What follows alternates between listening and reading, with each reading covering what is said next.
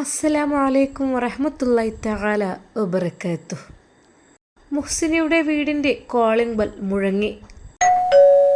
ആരപ്പം നേരം ബെല്ലടിക്കണേ? വല്ല പിരിവേരും ഇക്കാരം. ഇവർക്കൊക്കെ ഈ വീട് കണ്ട് കാണുമ്പോൾ കണ്ട് പൈസ പോലെ വിചാരം പൈസ ഇവിടെ അങ്ങനെ ഒക്കെ ഇടുന്ന് മാറിയാണെന്നാ. എന്താന്നില്ല ഇവിടെ നിന്ന് നോട്ടടിക്കണ സ്ഥലമോ? എപ്പോഴും വരും കുറേ യാചകർ. അങ്ങോട്ട് പോയിക്കോളും, അല്ലാതപ്പോൾ അതിനൊക്കെ പോയൊക്കെ നിന്നാലേ. മുഹ്സിനയുടെ നാത്തൂൻ ഓരോന്ന് പറഞ്ഞു. ഇത്താത്ത ആരാന്നാവോ ഇയാൾ പോയൊന്നും നോക്കണ്ട. എന്നിട്ട് വാതിൽ തുറന്നിട്ട് ഇവിടെ ഉള്ളതൊക്കെ എടുത്തു കൊടുക്കാനേ. അങ്ങോട്ട് പോന്നാ അങ്ങോട്ട് പോകുന്നും വേണ്ട. വേഗം കുടുക്കൊക്കെ നല്ലോണം കയറിയിട്ടാണ് മോറിക്കൂടി. എന്നാൽ അല്പസമയം കഴിഞ്ഞപ്പോൾ വീണ്ടും അതാ ഒരു കോളിംഗ് ബെൽ മുഴങ്ങുന്നു. അവൻ്റെ റബ്ബേ, ഇത് വല്ലാത്തൊരു ശല്യമായി പോയല്ലോ. ഒരു മനുഷ്യനെ ഒരു 5 മിനിറ്റ് ഒന്ന് കുട്ടീനൊപ്പം ഒന്ന് കെടുക്കാനും സമ്മതിക്കൂല. രാവിലെ തന്നെ മുഹ്സിനയുടെ നാത്തൂന് ഒരു കിടത്തമുണ്ട്. ചായ കൂടി കഴിഞ്ഞ് കുട്ടിയെയും വെച്ചൊരു കിടത്തം. എന്നാൽ പിന്നെ 10-11 മണിയാവോളം അങ്ങനെ കിടക്കും. എന്നാൽ പാവം ഹസനത്ത്, അവൾക്കാണ് ഇപ്പോൾ കിച്ചണിലെ ഡ്യൂട്ടി മുഴുവനുള്ളത്. നാത്തൂനാണെങ്കിൽ വേഗം പോയി കിടക്കും. കുട്ടിനെ ഉറക്കാനെന്ന് പറഞ്ഞിട്ട് അവളും നല്ല ഉഷാറായി മഴയത്താണ് കിടന്നുറങ്ങും. രാവിലെ ചായ കുടിച്ച പാത്രം പോലും ഒന്ന് നീക്കി വെക്കുകയോ ഒന്നും ചെയ്യാറുമില്ല. ചായ കുടി കഴിഞ്ഞൊരൊറ്റ പോക്കാണ്. പിന്നെ ബാക്കിയെല്ലാം പണികൾ ഹസനത്തിന്. എൻ്റെ റബ്ബേ, ഒന്ന് മര്യാദക്കൊന്ന് കെടുക്കാനും സമ്മതിക്കാൻ ആരാണ് ആ മെയിൻ സ്വിച്ച് ഒന്ന് ഓഫാക്കിയിടണം. എന്നാലേ ഇപ്പോൾ ഈ ബെല്ലടി നിൽക്കുള്ളൂ. ഓരോരുത്തർ വന്നിങ്ങനെ അടിച്ചു.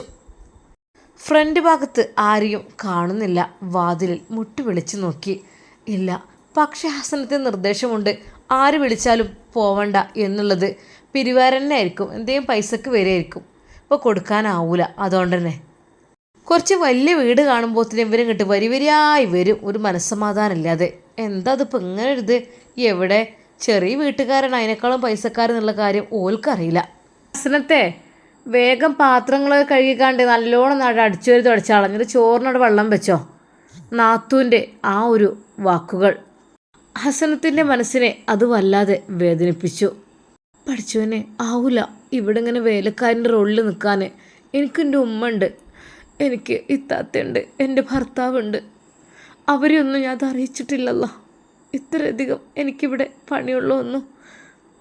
ഇത്താത്ത പറ്റ മടിച്ചിരിക്കണേ, എന്നാലോ ഇക്കാക്കാൻ്റെ ചീത്ത മുഴുവൻ ഞാൻ കേൾക്കും വേണം. പിന്നെ ആ പാത്രങ്ങളൊക്കെ അകത്തുനിന്ന് സിങ്കിന്ന് ഇങ്ങനെ മോറാൻ നിൽക്കണ്ട, മുറ്റത്ത് കണ്ട് വെച്ച് കരയിട്ട് നല്ലോണം മോറിക്കൂട്. നാത്തൂൻ്റെ ഉപദേശം വീണ്ടും. അവൾ സങ്കടത്തോടെ പാത്രങ്ങളെല്ലാം എടുത്ത് അതാ പുറത്തേക്ക് ഇറങ്ങുകയാണ്. വീണ്ടും ബെല്ലടി കേട്ടപ്പോൾ അവൾക്ക് എന്തൊക്കെയൊരു സംശയം തോന്നി. എന്താ റബ്ബേ, ഇത്താത്തയാണെങ്കിൽ വാതിൽ തുറക്കണമില്ല.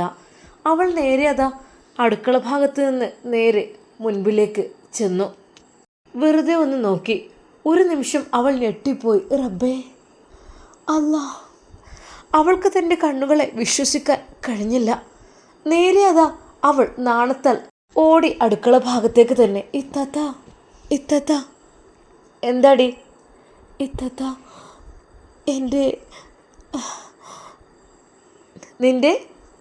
എൻ്റെ ഹസ്ബൻഡ് വന്നിട്ടുണ്ട്. നിൻ്റെ ഹസ്ബൻഡോ? ഇങ്ങോട്ടോ? എന്തിന്?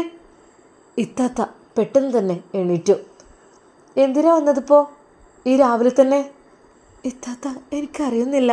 അവൾ സന്തോഷത്തോടെ വേഗമതാ സിറ്റൗട്ടിൻ്റെ ഭാഗത്തേക്ക് വാതിൽ തുറക്കുവാൻ വേണ്ടി പോകുമ്പോൾ നാത്തൂൻ അവളെ വലിച്ച് പിന്നിലേക്കാക്കി. എങ്ങോട്ടാ? എന്തെന്ന് വിചാരിച്ചിട്ട് ഈ വാതിൽ തുറന്നേക്കാൻ പോണത്? അതാരാ? അറിയാതെ? അതെൻ്റെ ഹസ്ബൻഡ് തന്നെയാണ്. അതെ, സത്യമായിട്ടും ഹസ്ബൻഡ് എന്നോട് പറഞ്ഞിട്ടുണ്ട് ആർക്കും അങ്ങനെ വാതിൽ തുറന്ന് കൊടുക്കരുത് എന്നുള്ളത്. എൻ്റെ ആങ്ങളുടെ നിർദ്ദേശം അതാണ് എന്ന് കരുതി എല്ലാവരും വരുമ്പോൾ അങ്ങനെ ഓപ്പണായി കൊടുക്കുക വാതിൽ. എന്താ എൻ്റെ കഥ? അതെൻ്റെ ഹസ്ബൻഡ് തന്നെയാണ്. ഒന്ന് പോടി അകത്തേക്ക്. ആരായാലും പോയിക്കോളും. എന്നാൽ അതാ വീണ്ടും വാതിൽ മുട്ടി വിളിക്കുന്നു. ഹസനത്തെ. വാതിൽ ഒടുവിൽ തുറക്കേണ്ടി വന്നു. ശരിക്കും അവളുടെ ഹസ്ബൻഡിൻ്റെ മുഖം കണ്ടപ്പോൾ മുഹ്സിനയുടെ നാത്തൂൻ്റെ മുഖം വല്ലാതെയായി. നിങ്ങളായിരുന്നോ? അത് ഞാൻ അറിഞ്ഞില്ല. പിന്നെ ഇവളെ ആങ്ങൾ പറഞ്ഞിരിക്കണ് അങ്ങനെ അറിയാത്തവരൊക്കെ വരുമ്പോൾ തുറന്നു കൊടുക്കരുതെന്ന്. അതുകൊണ്ട് പിന്നെ പൂട്ടിയിടലാണ് ഞങ്ങൾ. ഹസനത്തിൻ്റെ ഭർത്താവിൻ്റെ ആ ഒരു ശബ്ദം. ഇങ്ങ് വന്നേ. പാത്രം കഴുകിയ ആ ഒരു കരികൾ പോലും അവൾ കഴുകിക്കളയാതെയായിരുന്നു അങ്ങോട്ട് ഓടിയത്. ഞാനിപ്പോൾ വരാം, ഇങ്ങോട്ട് വാ മോളെ. നേരെ അതാ അവളെ വിളിച്ചു. അവളുടെ കൈകൾ വെളുത്തു തുടുത്ത ആ ഒരു മനോഹരമായ കൈകളിൽ ആകെ കരിപുരണ്ടിരിക്കുന്നു. ഇതെന്താ മോളെ? ഞാൻ പാത്രം കഴുകിയായിരുന്നു. എന്നാൽ കൈ കഴുകി വാ. കൈ കഴുകി അവളെത്തി. ഹസനത്തെ, ഞാൻ നിന്നെ ഒരുപാട് വെയിറ്റ് ചെയ്തു, നീ എന്താ വരാതിരുന്നത്? അത് എന്നാൽ ഈ സമയമായപ്പോഴേക്കും അതാ മുഹ്സിനയുടെ നാത്തൂൻ അവളുടെ ആങ്ങൾക്ക് വിളിച്ചിരുന്നു. അതേ, എന്തപ്പോൾ ഈ കല്യാണം കഴിയാതൊരു കറങ്ങാൻ പോക്കും അതും ഇതൊക്കെ? നിക്കാതെ കഴിഞ്ഞേക്കൂടെ വിചാരിച്ചിക്കാണ്ട് നിങ്ങളുടെ വീട്ടിൽ കണ്ട് കയറിയല്ല. അതേ, നിങ്ങളെ ചെറിയ പെങ്ങളെ ഭർത്താവ് അതാ കയറി വന്ന് ഇങ്ങനെ ബെല്ലടിക്കണം. ഞാൻ പറഞ്ഞ് തുറന്നു കൊടുക്കണ്ട. അപ്പോഴത്തേനോള് കണ്ടക്കണ്. എന്നിട്ടിപ്പോൾ എന്താ എന്നിട്ട്? അല്ല, ഓലത് അവിടെ അങ്ങനെ വർത്താനം പറഞ്ഞിരിക്കണേ. എനിക്ക് ആ പറച്ചിൽ തന്നെ കണ്ടുകൂടാ. കൊണ്ടുപോകണ വീട്ടിൽ കണ്ട് കൊണ്ടുപോയിക്കോട്ടെ. ഇവിടെ വന്ന് വല്ലാതെ കൊഞ്ചാനും കഴിയാനും ഞാൻ സമ്മതിക്കൂല. പറഞ്ഞില്ലത് വേണ്ട. ഹസനത്തെ, നീ ഡ്രസ്സ് ചേഞ്ച് ചെയ്യ്, വാ നമുക്ക് ഒരിടം വരെ പോകാം. പെട്ടെന്ന് നാത്തൂൻ അങ്ങോട്ട് കയറി വന്നു. അതേ, ആങ്ങളോട് ചോദിക്കാതെ ഇവിടുന്ന് പോകാൻ പറ്റൂല കേട്ടോ. അതെന്താ? ഇത് എൻ്റെ പെണ്ണല്ലേ, ഞാൻ നിക്കാഹ് കഴിച്ച പെണ്ണ്. അവളെ എപ്പോൾ കൊണ്ടുപോകണം തീരുമാനിക്കേണ്ടത് ഞാനല്ലേ. നിങ്ങളങ്ങനെ പറഞ്ഞിട്ടൊന്നും കാര്യമില്ല. അത് ആങ്ങളോട് ചോദിക്കാതെ ഒന്നും ഇവിടെ പറ്റൂല. നിങ്ങളെ സ്വന്തം ഇഷ്ടത്തിനൊന്നും ഇവിടെ നടക്കൂല. ശരിക്കും അതാ ഉസ്താദിന് മനസ്സിലായി തുടങ്ങി അവളുടെ നാത്തൂൻ്റെ സ്വഭാവം. കല്യാണം കഴിഞ്ഞിട്ട് പോലുമില്ല, അതിനു മുമ്പ് തന്നെ ഇങ്ങനെയൊക്കെ തന്നെ. പഠിച്ചോനെ, ഇതിനേക്കാൾ എത്രയോ ഭേദം ആ ഉമ്മയുടെ വീട്ടിൽ നിൽക്കുന്നതല്ലേ. ഹസനത്തെ, വാ നമുക്ക് പോകാം. അവൾ ഭയന്ന് വിറച്ചു. അത് എനിക്ക് പേടിയാണ്. ആരെ? എനിക്ക്. ദയനീയമായി അവൾ അവളുടെ നാത്തൂൻ്റെ മുഖത്തേക്ക് നോക്കിയപ്പോൾ, എന്താടി നോക്കി പേടിപ്പിക്കുന്നത്? അതേ, എൻ്റെ ആങ്ങളെ വന്നാലേ ഇങ്ങനെ നെല്ലേക്കാരട്ടാ. ചോദിക്കാനും പറയാനൊക്കെ ഉള്ളത് ചോദിച്ചും പറഞ്ഞിട്ട് പോയിക്കോ. പിന്നെ എൻ്റെ നേർക്ക് എടുക്കാൻ പറ്റൂല. ഞാൻ വിട്ടു എന്നായിരിക്കും പറച്ചിൽ. പിന്നെ ഒരിക്കലും എന്നോട് ചോദിച്ചിട്ട് പോകാനും നിൽക്കണ്ട. പെട്ടെന്ന് അതാ അവളുടെ ഹസ്ബൻഡ്. അതെ ഇത്താത്ത, ഇവളെൻ്റെ ഭാര്യയാണ്. ഇവളെ ഞാൻ ഇന്ന് കൊണ്ടുപോയെന്ന് വിചാരിച്ചിട്ട് ഇവിടെ ആരും ഒന്നും പറയാനില്ല. അങ്ങനെ ഒന്നല്ല, ഇവിടെ അങ്ങനെയൊന്നും പറ്റൂല. ഇനിയിപ്പോൾ കല്യാണം കഴിഞ്ഞിക്കണ്, കെട്ടിച്ച് വിട്ടിക്കണിച്ചിട്ട് പുതിയാപ്പിള്ളേരുടെ ഇഷ്ടത്തിന് മാത്രം നടക്കില്ലൊന്നും നടക്കൂല ഇവിടെ. പിന്നെന്താ? പിന്നെ ആരുടെ ഇഷ്ടത്തിനാണ് നടക്കേണ്ടത്? എന്നോടൊന്നും പറയണ്ട. സത്യം പറഞ്ഞാൽ അവൾക്ക് ദേഷ്യമാണ് പിടിച്ചത്. ആ കണ്ട പണി മുഴുവനായിട്ടുണ്ട്, പാത്രം കഴുകി മുഴുവനായിട്ടില്ല, അടിച്ചു വാരി തുടക്കാനുണ്ട്, മുറ്റടിക്കാനുണ്ട്, ആകപ്പാടെ പണിയുടെ തിരക്കുണ്ട്. പക്ഷേ ഈ സമയം ഹസനത്തിനെ എങ്ങനെയെങ്കിലും കൊണ്ടുപോയി കഴിഞ്ഞാൽ എൻ്റെ പണിയൊക്കെ ഇവിടെ ബാക്കിയാവും. പിന്നെ ഞാനെടുത്ത് ഇടങ്ങാറാവേണ്ടി വരും. എന്തെങ്കിലുമൊക്കെ ഒന്ന് ചെയ്തേ പറ്റൂ. അടുക്കള ഭാഗത്ത് കുറച്ചവൾ ഗ്ലാസ് കൊണ്ട് വെള്ളമൊഴിച്ചു. അതിൽ ചവിട്ടിയിട്ട് വെറുതെ അങ്ങ് വീഴുന്ന പോലെ അഭിനയിച്ചു. ആ ഓ മോളെ, എടി ഹസനത്തെ ഒന്ന് വാ. എന്തിത്താത്ത? എന്താ വീണോ? പഠിച്ചോനെ വീണോ? അല്ലോ ഇത്താത്ത വീണിട്ടുണ്ട്. വീണോ? എന്തു പറ്റി? ഓ ഒന്നും നിങ്ങൾ ഇങ്ങോട്ട് വരണ്ട, അവിടെ നിന്നോളി, ഓള് വന്നാൽ മതി.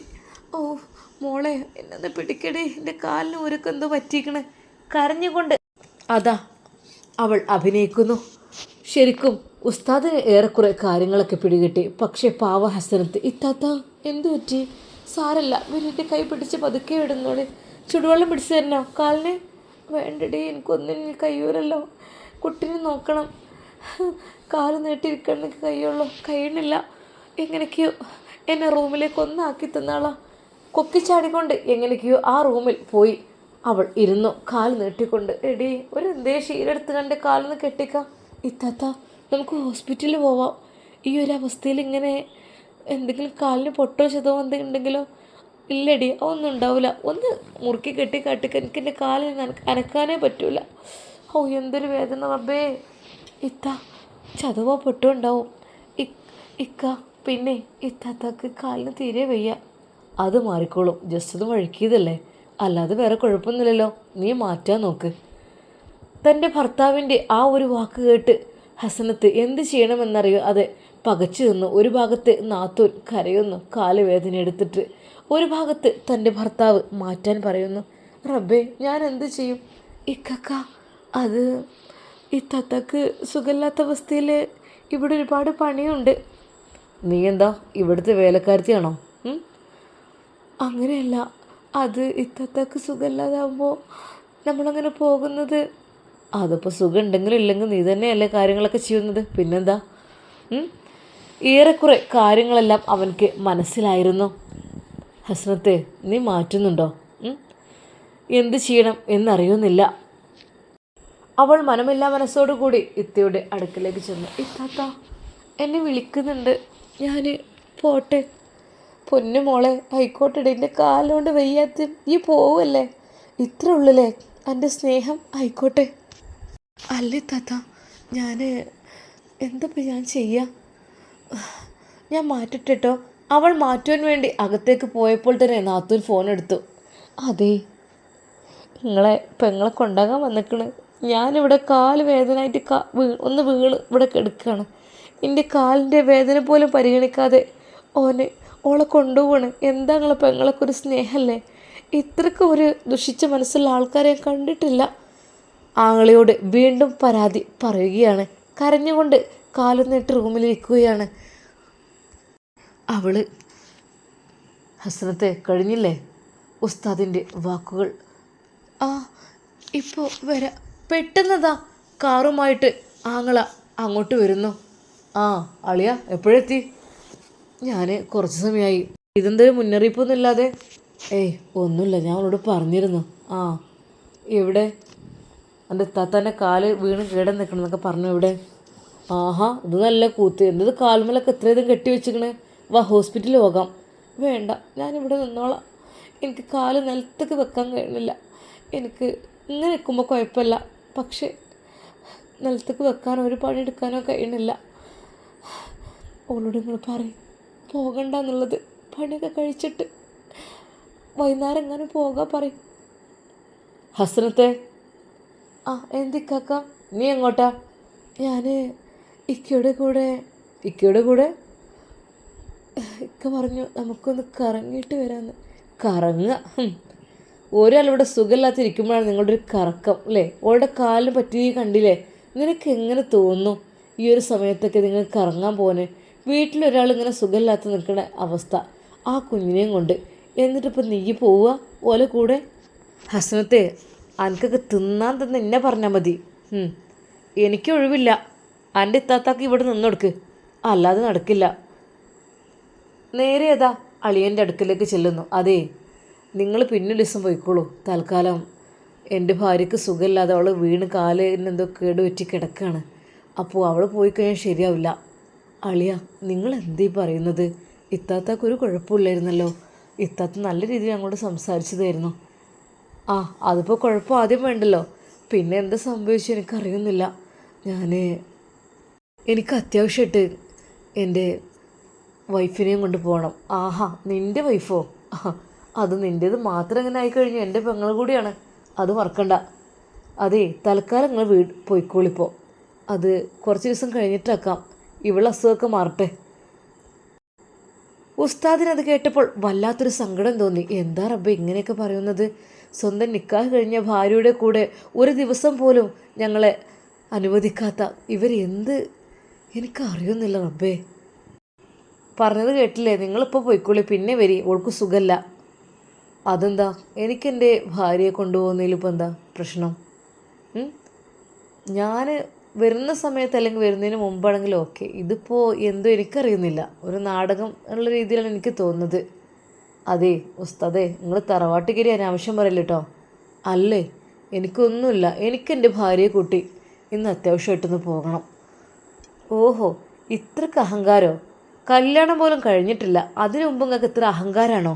അഹങ്കാരമായിട്ടില്ല, എനിക്കിന്ന് എൻ്റെ ഭാര്യയുടെ കൂടെ കുറച്ച് സർക്കിട്ടും കാര്യങ്ങളുണ്ട്, അത് അത്യാവശ്യമാണ്.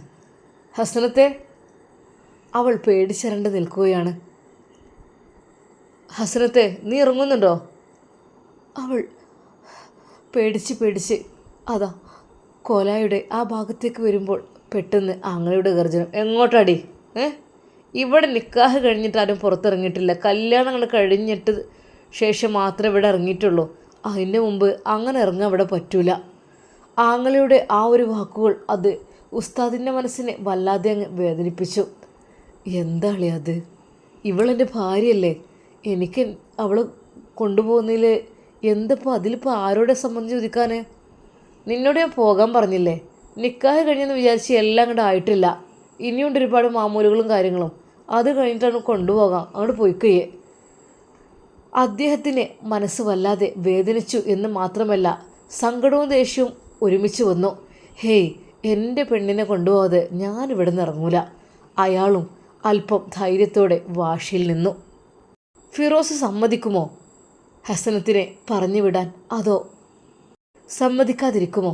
കാത്തിരുന്ന് കാണാം നമുക്ക് ഇൻഷാ അല്ലാഹ്. അതുവരേക്കും എല്ലാവർക്കും അസ്സലാമു അലൈക്കും വറഹ്മത്തുള്ളാഹി.